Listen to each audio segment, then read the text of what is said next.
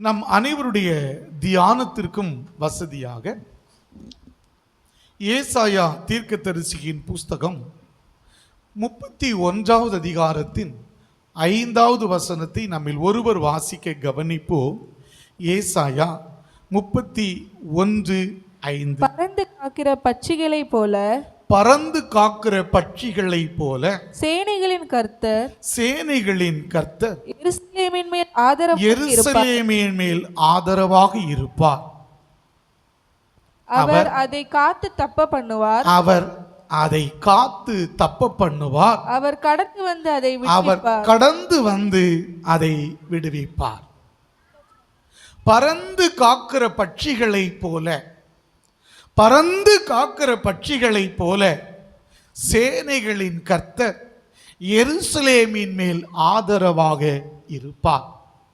நம்முடைய ஆண்டவர் அன்று இஸ்ரவேல் ஜனங்களை பார்த்து சொல்லுகின்றார், தம்முடைய தீர்க்கதரிசியாகிய ஏசாயா மூலம்.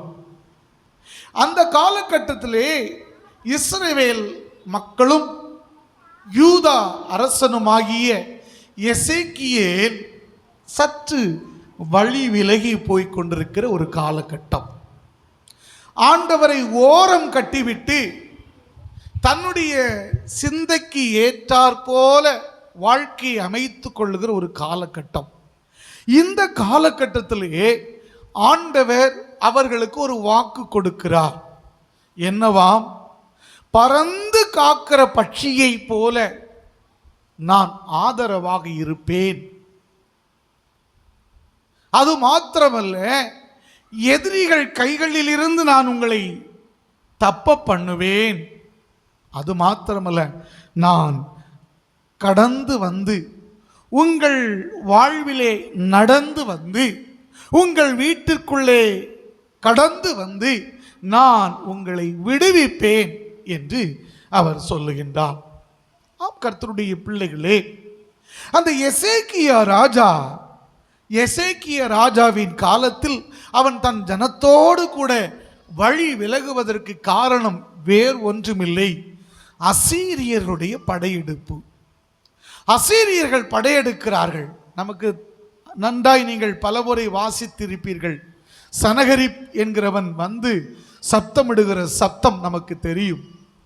சனகரிப் என்கிறவன் வந்து இந்த யூதா மக்களுக்கு எதிராகவும் இந்த எசேக்கியா அரசனுக்கு எதிராகவும் கொக்கரிக்கிறதை நமக்கு தெரியும். பயந்து போகிறான். நீங்களும் நானும் தான். இப்படிப்பட்ட எதிரிகள் வரும்போது பயம் நம்மை கவ்வுவது என்னதோ வழக்கம்தான். இதே போல பயம் அவர்களை கவ்வுகிறது. விசுவாசத்திலே ஒரு தடுமாற்றம் ஏற்படுகிறது. பயம் கவ்வுகிறது, விசுவாசத்திலே தடுமாற்றம் ஏற்படுகிறது. என்ன செய்கிறான் தெரியுமா? இந்த எசேக்கியா இந்த சனகரிப் கைகளில் இருந்து தப்புவதற்காக, இந்த பாபிலோன் இந்த அசீரிய அரசனுடைய கைகளில் இருந்து தப்புவதற்காக அவன் என்ன செய்கிறான் தெரியுமா? வாசிக்க கவனிப்போம். 2 ராஜாக்களின் புஸ்தகம் 18வது அதிகாரம் 13 முதல் வாசிக்கலாம். யூதாவின் ராஜாவாகிய 2 ராஜாக்கள் 18:13 முதல். யூதாவின் ராஜாவாகிய எசேக்கியாவின் 14ஆம் வருஷத்திலே, எசேக்கியாவின் 14வது வருஷத்திலே அசீரியா ராஜாவாகிய சனகெரிப் யூதாவில் இருக்கிற அரணான சகல பட்டணங்களுக்கும் விரோதமாய் வந்து அவைகளை பிடித்தான். சனகெரிப் இந்த யூதாவின் அரணான பாதுகாப்பான பட்டணங்களை எல்லாம் பிடித்தான்.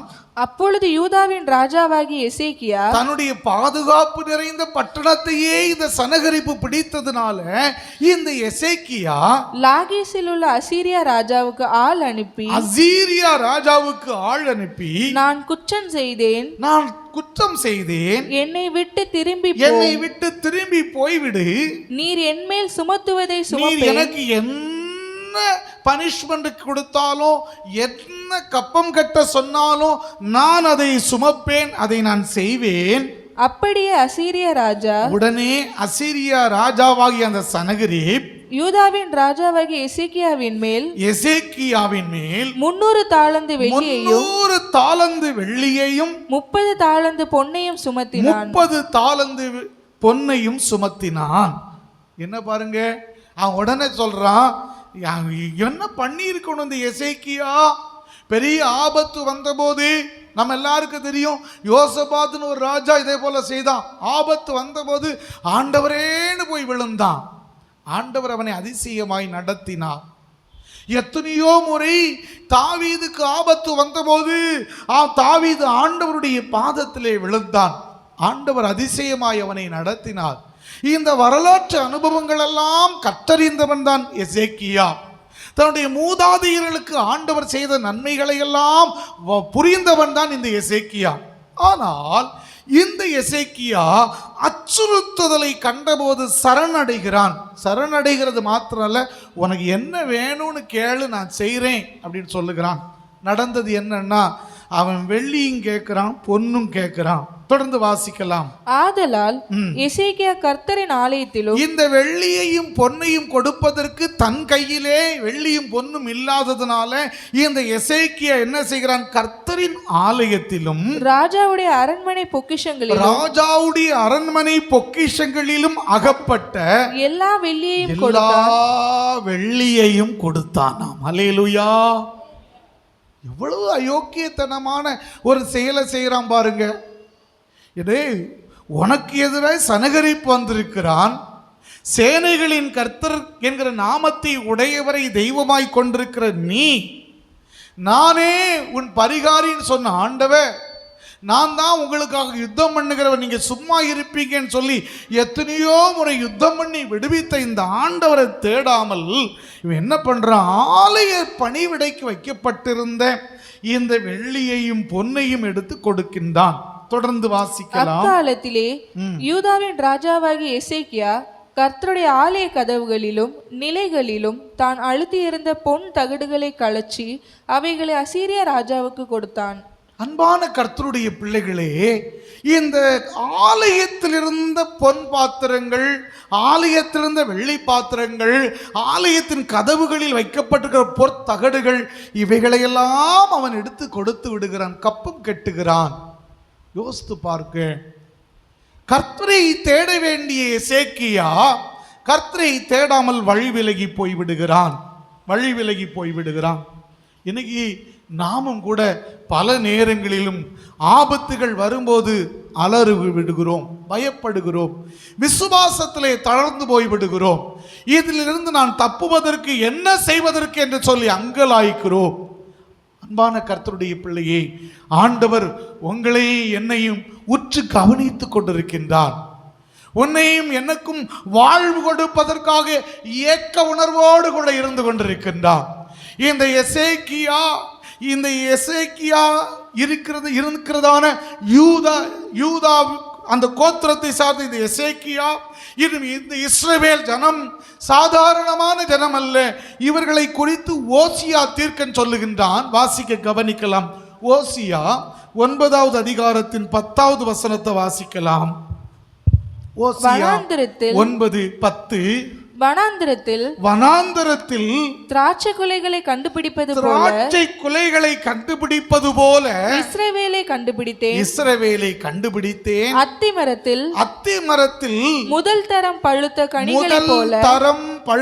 கனியை போல உங்கள் பிதாக்களை கண்டுபிடித்தேன். போதும் எசேக்கியாவே, உன்னையும் நீ ஆண்டு கொண்டிருக்கிற அந்த யூத ஜனத்தையும் ஆண்டவர் எப்படி கண்டுபிடித்தாராம்? வனாந்தரத்தில் திராட்சை குலைகளை கண்டுபிடிப்பது போல, அத்தி மரத்தில் முதல் தரம் பழுத்த ஒரு கனியை கண்டுபிடிக்கிறது போல நான் உன்னை கண்டுபிடித்தேன். இப்படி கண்டுபிடித்திருக்கிறேன் உன்னை, இப்படி எனக்கென்று வைத்திருக்கிறேன் உன்னை. உனக்கு பிரச்சனை என்று வரும்போது பயத்தினாலே விசுவாசத்தை இழந்து நீ ஆலயத்தின் தளவாடங்களிலே கைகளை வைக்கிறாய், இந்த ஆலயத்தின் பனிமுட்டுகளிலே கையை வைக்கிறாய். கொஞ்சம் யோசித்து பார்க்கணும். நம்முடைய வாழ்க்கையிலும் கூட அப்படித்தான். பல தேவ மனிதர்கள் நமக்கு சொல்லி இருக்கிறார்கள், நமக்கு ஆண்டவர் கொடுக்கிற ஆசீர்வாதங்கள் ஆண்டவர் கொடுக்கிற பொருளாதார நன்மைகள். இந்த பொருளாதார நன்மைகளிலே நாம் ஒரு பகுதியை ஆண்டவருக்கு கொடுப்பது சிறப்பு என்று சொல்லி வைத்திருக்கின்றார்கள். பல தேவ மனிதர்கள் தங்களுக்கு கிடைத்த வெளிச்சத்தின் அடிப்படையிலே சொல்லுவார்கள், 10ல் ஒரு பகுதி தசம பாகத்தை கட்டாயம் நாம் ஆண்டவருக்கு செலுத்த வேண்டும் என்று சொல்லுவார்கள். நீங்களும் நானும் இந்த எசேக்கியா ராஜா இந்த ஆலயத்தில் இருக்கிறதான வெள்ளியையும், ஆலயத்தில் இருக்கிற பொன்னையும், ஆலயத்தின் கதவுகளில் இருக்கிற தகடுகளையும் இந்த எதிரிக்கு கொடுத்தது போல இறைவனுக்கு கொடுக்க வேண்டிய, இறைவனுடைய, ஆண்டவருடையது என்று சொல்லப்படுகிற இந்த காணிக்கையை களவாடுகிறவர்களாய் இருக்கிறோம் அல்லவா? யோசித்து பாருங்கள். ஆபத்து வருகிறது, பயம் கவ்வுகிறது. ஐயோ, இந்த மாதம், இந்த வாரம் இப்படி செய்து விடுவோமே.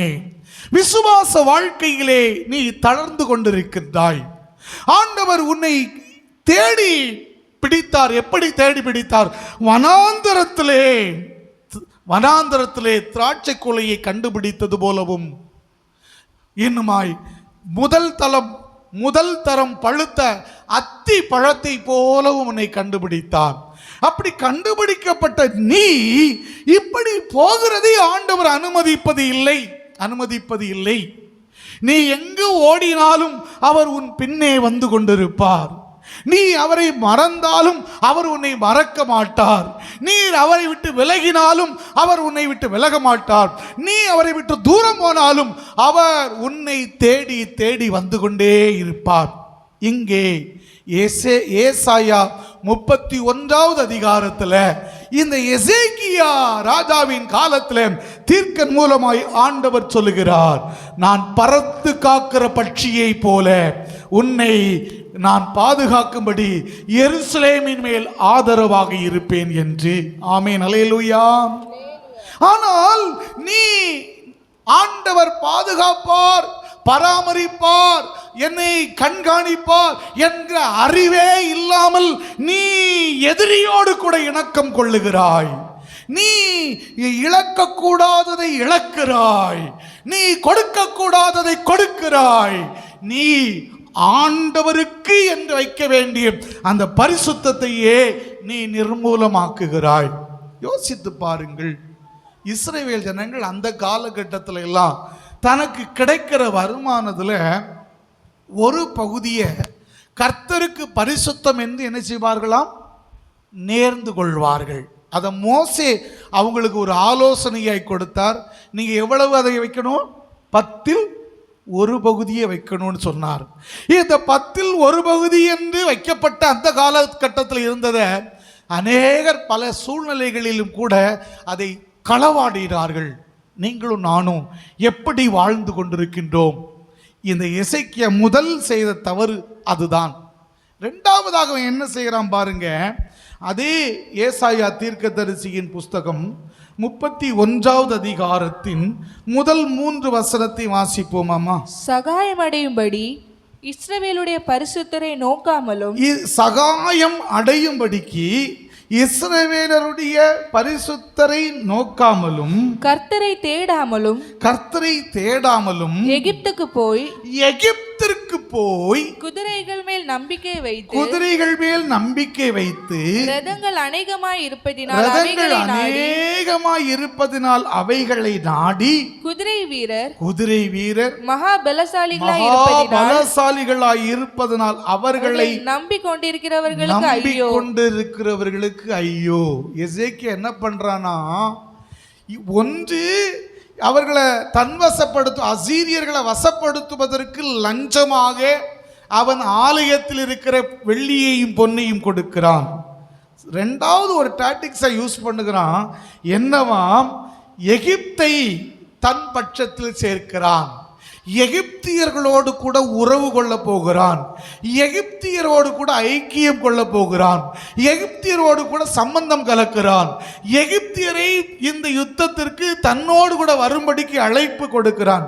அதனால தான் இங்க ஆண்டவர் சொல்லுகிறார், நீ கர்த்தரை தேடாமல் எகிப்துக்கு போய் குதிரைகள் மேல், எகிப்தில் இருக்கிற குதிரைகள் மேல், எகிப்தில் இருக்கிற ரதங்கள் மேல், எகிப்தில் இருக்கிற பலசாலிகள் மேல் நீ நம்பிக்கை வைத்திருக்கிறாயோ, உனக்கு ஐயோ. 2வது வசனத்தை வாசிப்போம். அவரும் ஞானமுள்ளவர், அவர் தம்முடைய வார்த்தைகளை மறுக்காமல் தீங்கு வர பண்ணி தீமை செய்கிறவர்களின் வீட்டுக்கும் அக்கிரமக்காரருக்கு சகாயம் செய்கிறவர்களுக்கு விரோதமாக எழும்புவார். நீ எகிப்தை நம்பாத, நீ எகிப்திட்ட போகாத. ஆண்டவர் எப்படிப்பட்டவர்னா தீமை செய்கிறவர்களுக்கு தீங்குகளை வரவழைக்கிறவர். அதனால் நீ அங்க போகாத. 3வது வசனம், எகிப்தியர் தெய்வம் அல்ல, எகிப்தியர் உனக்கு தெய்வம் அல்ல, மனுஷர் தானே. அவங்க சாதாரண மனுஷர்கள் தான். அவர்களுடைய குதிரைகள் ஆவி அல்ல, அவர்களுடைய குதிரை ஆவி அல்ல, மாம்சம் தானே. சாதாரண மாம்சம் தான். கர்த்தர் தமது கரத்தை நீட்டுவார், கர்த்தர் தமது கரத்தை நீட்டுவார், அப்பொழுது சகாயம் செய்கிறவனும் அப்பொழுது இடறி. உனக்கு சகாயம் செய்ய வருகிறானே இந்த எகிப்தியன், அவனும் இடறி இடறி. சகாயம் பெறுகிறவனும் சகாயம் பெறணும்னு காத்திருக்கிறிய நீயும் விழுந்து அனைவரும் ஏகமாய் அழிந்து போவார்கள். அவ்வளவுதான், அழிந்து போவாய். நீ யாரை தேடி போகிறாய்? இந்த காலை நேரத்திலும் ஆண்டவர் உங்களையும் என்னையும் பார்த்து சொல்லுகிறார், என் மகனே, என் மகளே, நான் உனக்கு ஆதரவாய் இருப்பேன். நீ ஏன் எகிப்தை நம்ப வேண்டும்? நீ ஏன் எகிப்தை நோக்கி போக வேண்டும்? ஏன் நீ அந்த மாம்ச பலத்தை நீ நம்பணும்? அது சாதாரணமான சரீரம் தான், சாதாரணமான அது பெரிய அது ஆவி ஒன்று இல்லை, அது மாம்சம்தான், மாம்சம்தான். அது தெய்வம் அல்ல. எகிப்தியர்கள் தெய்வம் அல்ல, சாதாரண மனுஷர்கள் தான். நீ ஏன் இப்படி அங்கே ஓடிக்கொண்டிருக்கிறாய்? நண்பனே, இந்த ஆலய ஆராதனையில வந்திருக்கிற நீங்க ஒருவேளை விசுவாசத்திலே குன்றி போனவர்களாய், உன்னை சூழ்ந்திருக்கிற பிரச்சனையினால பயந்து நடுங்கி, அங்க போனா தப்புலாமோ, இங்க போனா தப்புலாமோ, அதை செய்தா தப்புலாமோ, அதை கொடுத்தா தப்புலாமோ என்று சொல்லி நீ நினைத்து கொண்டிருப்பாய். ஆனால் ஆண்டவர் சொல்கிறார், நீ அங்கேயும் போக வேண்டாம், எங்கேயும் போக வேண்டாம். 5வது வசனத்தை வாசிப்போம். என்ன சொல்லுகிறார் பறந்து காக்கிற பட்சிகளை போல, பறந்து காக்கிற பட்சிகளை போல சேனைகளின் கர்த்தர் எருசலேமின் மேல் ஆதரவாக இருப்பார், ஆதரவாக இருப்பார். அவர் அதை காத்து தப்பு பண்ணுவார், அவர் தப்பு பண்ணுவார், அவர் கடந்து வந்து அதை விடுவிப்பார், அவர் கடந்து வந்து உன்னை விடுவிப்பார். 6வது வசனத்தை வாசிப்போம். இஸ்ரவேல் புத்திரரே, இஸ்ரவேல் புத்திரரே, நீங்கள் முற்றிலும் விட்டு விலகினவரிடத்தில் நீங்கள் திரும்புங்கள், முற்றிலும் விட்டு விலகினவரிடத்தில் திரும்புங்கள். அதுதான் சொல்றார், அழைப்பை கொடுக்கிறார். திரும்பி வா, திரும்பி வா. எகிப்து ஒரு நாணல் உனக்கு தெரியுமா? ஏசாயா 36வது அதிகாரத்தின் 6வது வசனத்துல நம்ம வாசிப்போமானால், இதோ இதோ நெறிந்த நாணல் கோலாகிய, நெறிந்த நாணல் கோலாகிய அந்த எகிப்தை நம்புகிறார், அந்த எகிப்தை நம்புகிறாய். போதும், எகிப்து நாணல் கோல். நீ யாரையோ ஒருத்தரை நம்பிக்கிட்டு இருக்கிற, நீ யாரையோ ஒருத்தர் இவர் இருந்தால் போதுமானது என்று சொல்லி நீ மனசுல நினைச்சுக்கிற. இல்ல, அவன் நெறிந்து போன ஒரு நாணல். அது தானாக கூட நிற்க முடியாது, ஏனென்றால் நெறிந்து போய் இருக்கிறது. என்கிட்ட வா.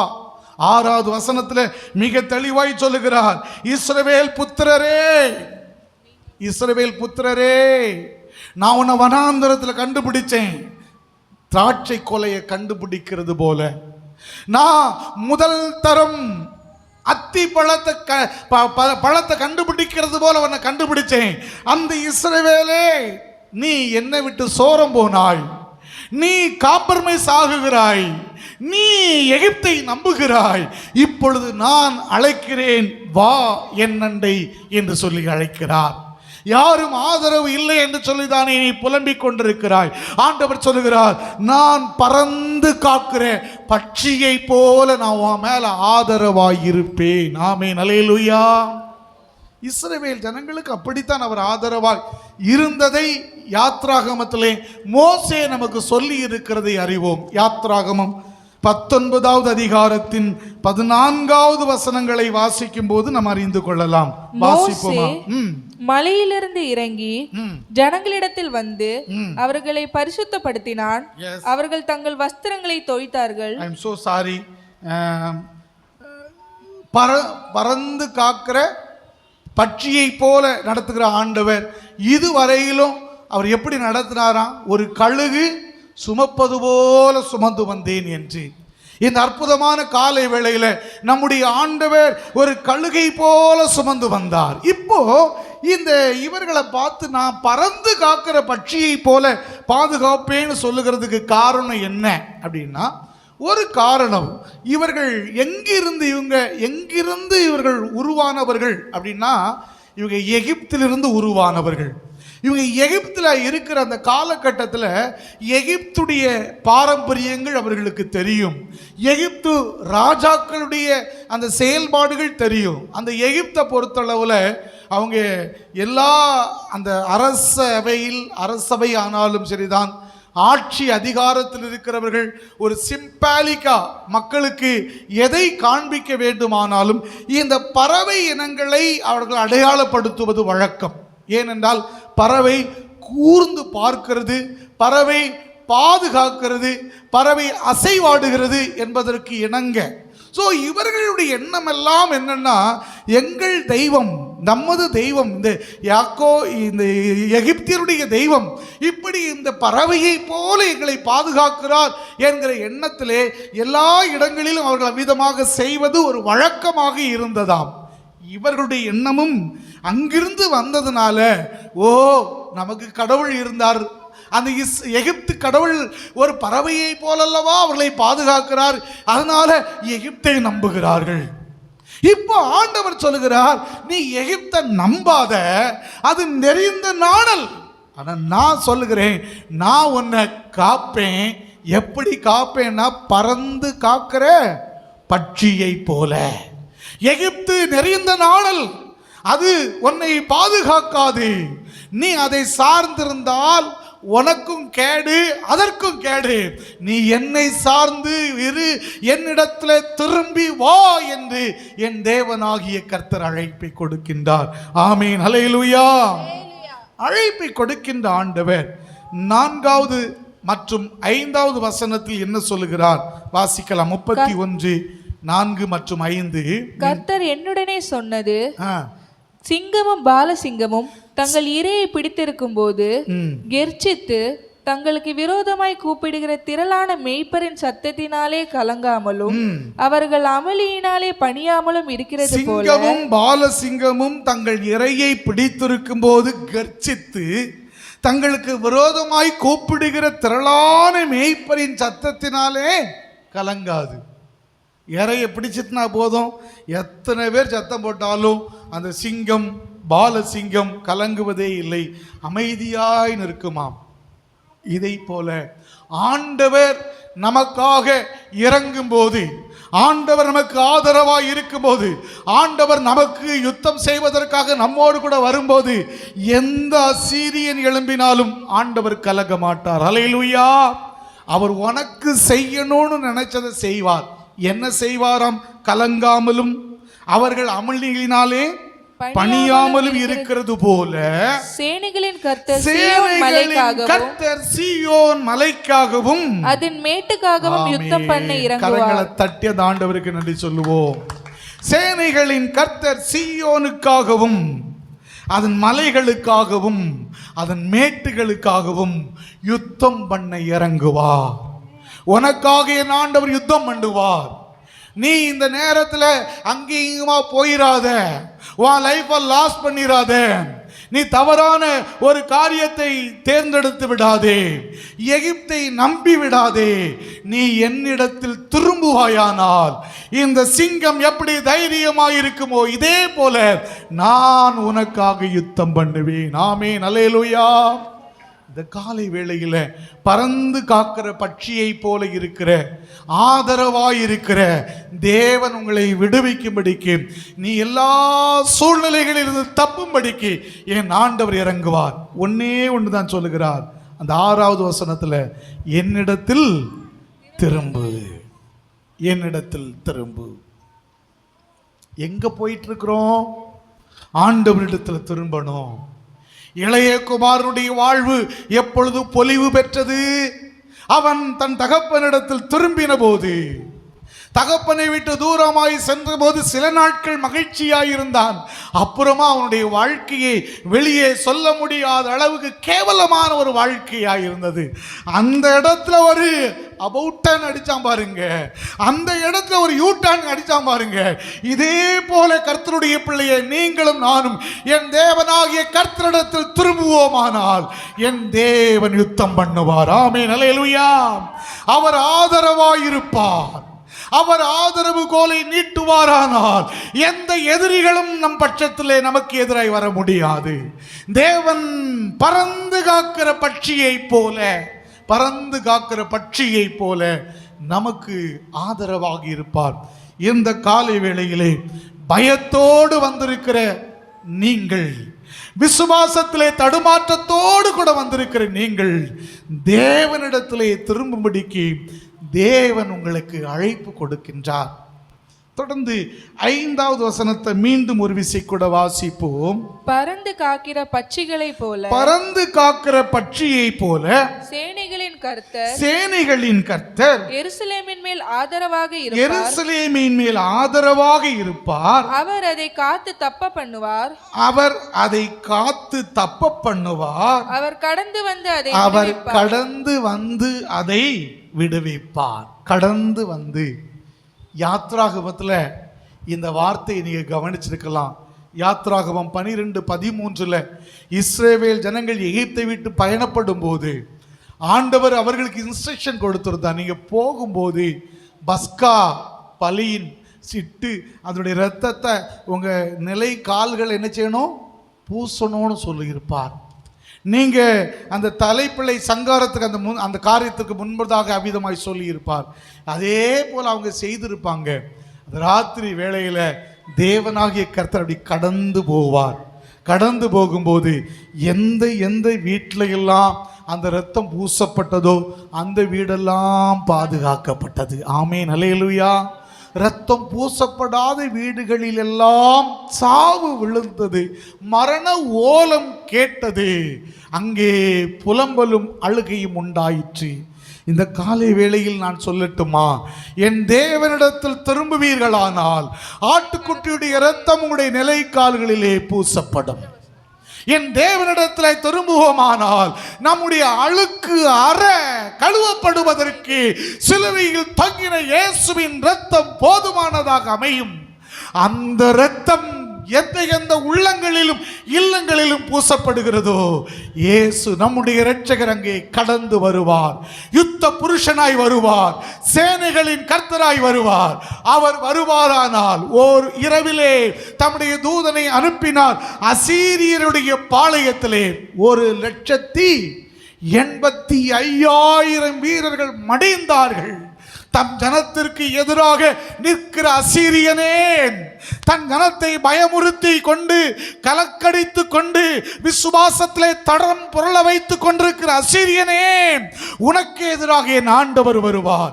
என் ஆண்டவர் தம்முடைய ஜனத்திற்கு ஆதரவாக வருவார். தம்முடைய ஜனத்திற்கு பறந்து காக்கிற பட்சியை போல வருவார். தன் ஜனத்தை விடுவிக்க வருவார். தன் ஜனத்திற்கு எல்லா விதமான நன்மைகளை கொடுக்க வருவார். இந்த காலை வேளையில கர்த்தர் உன்னை விடுவிக்க வேண்டுமானால் நீ அவரிடத்தில் திரும்பு என்று ஆண்டவர் சொல்லுகிறார். நாம் நம்முடைய வாழ்க்கையை கொஞ்சம் அலசி பார்த்து அப்படியே அர்ப்பணம் செய்வோமா? எழுந்து நிற்கலாமா? எல்லாரும் எழுந்து நின்று, ஆண்டவரே நான் உம்மிடத்தில் திரும்புகிறேன் என்று சொல்லுவோமா? எல்லாரும் கண்களை மூடிக்கொள்ளுவோம். எல்லாரும் க்ளோரி டு லார்ட். தீமானா காராபாதானாமா லேமானா ஷந்தூராபாதானாமா லோரியாந்தானா ஷம்தூனாமால் காராபா. நீ ஓடினாலும் அவர் உன்னை விடுவது இல்லை. எஸ், நீ மறைந்திருக்க விரும்பினாலும் அவர் உன்னை மறைந்திருக்க விடுவது இல்லை. நீ அவரை மறந்தாலும் அவர் உன்னை மறப்பதில்லை. நீ தூரம் போனாலும் அவர் உன்னை விட்டு விலகுவதே இல்லை. Glory to Lord. உன்னை தேடி வந்திருக்கிறார். நீ ஓடி தூரம் போனது உண்மை, நீ ஓடி ஒளிந்தது உண்மை, நீ ஆண்டவரை விட்டு அகன்று சென்றது உண்மை. இன்றைக்கு ஆண்டவர் உனக்கு அழைப்பு கொடுக்கிறார். வா, என்னிடத்தில் திரும்பு, சகாயம் பெறுவாய். என்னிடத்தில் திரும்பு, ஆதரவாயிருப்பேன். என்னிடத்தில் திரும்பு, வாழ்வு அடைவாய். என்னிடத்தில் திரும்பு, அசீரியனை நான் பார்த்து கொள்ளுவேன். என்னிடத்தில் திரும்பு, எகிப்தை நம்பாதே. எகிப்து நெறிந்து போனவர் நாணல். Glory to Lord. தீமானா சேக்கா தூனே மாலாமா ரெகோதி ஆந்தன சப்தரபா. தேவனாகிய கர்த்தர் உங்களையும் என்னையும் அபிதமாய் அழைக்கிறபடியினால, ஆண்டவரே நான் உம்மண்டை வந்திருக்கிறேன் சொல்லுவோம்.